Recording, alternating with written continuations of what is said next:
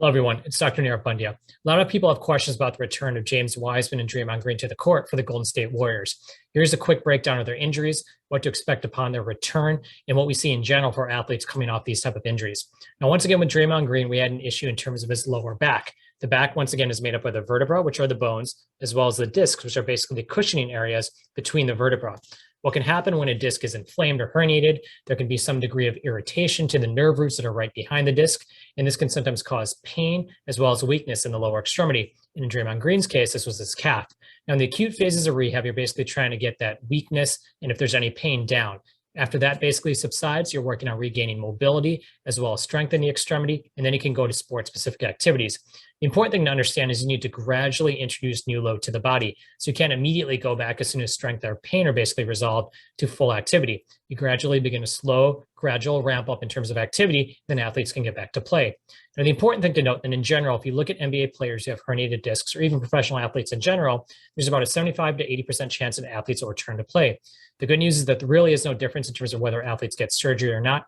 And their performance when they come back seems to be, at least based on the data, not impacted. So putting that all together, assuming that Draymond Green has all his strength back, he has no pain, he's got his conditioning back, and he doesn't have a reaggravation, you should have a good, successful return to the court. Obviously, the thing we can't tell is how his back will respond to contact and potentially getting thrown to the floor or playing with other players who are larger than him. The key is that it looks like structurally he is doing well based on what's being reported by the team, as well as seeing videos of him practicing. And hopefully, based on the data that we know, he'll have a high return to play rate, as well as a good performance when he comes back, assuming his disc doesn't get reaggravated. Now, in terms of James Wiseman, once again, we did have an injury with a meniscus. His meniscus was repaired almost nearly a year ago in the middle of April last year. And as was reported by the Warriors in December, he did have a secondary procedure, and that was to basically look at swelling in the knee. Now, we know that after meniscus repairs, there's a certain percent of people who will need a secondary surgery. That can be due to the fact that meniscus may not have healed. There may be other loose structures or cartilage injury that may need addressing. Some of the stitches that are in for a meniscus can sometimes be a source of irritation. This is what was reported for Russell Westbrook.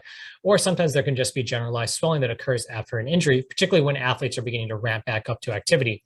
It sounds like James Wiseman was having some swelling, and that was therefore the reason why they went in there to make sure that there was nothing structural or major seen. And based on the reports that we heard from the Warriors, there didn't seem to be any major issues that were found. And now James Wiseman has been ramping back up his activity with hopefully a return coming on the horizon.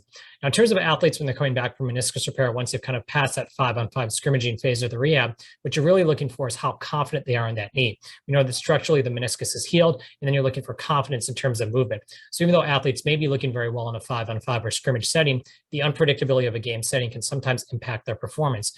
In addition, the longer time away from the game can also impact that agility, that quick reaction time, as well as how that knee responds to live stress. Even though scrimmage and 5-on-5 can simulate the game as close to possible, for many athletes coming up from meniscus repair, it can take 2 to 3 or even not 4 months to get back to that normal level of function, both in terms of a confidence level, as well as for the need to really have that agility and strength to react in unpredictable situations, particularly at the size of James Wiseman. The key things that look for when athletes return to play off a knee injury is not only for that confidence, but also making sure there's not pain and swelling, and they're not compensating in any way in terms of leading to secondary soft tissue injuries. The key thing to note that both these athletes seem to be in the last phases of rehab. You're looking at different things for them in terms of performance and warning signs when we return to the court, but hopefully they'll be able to return to the team with the playoff run on the horizon. Thank you.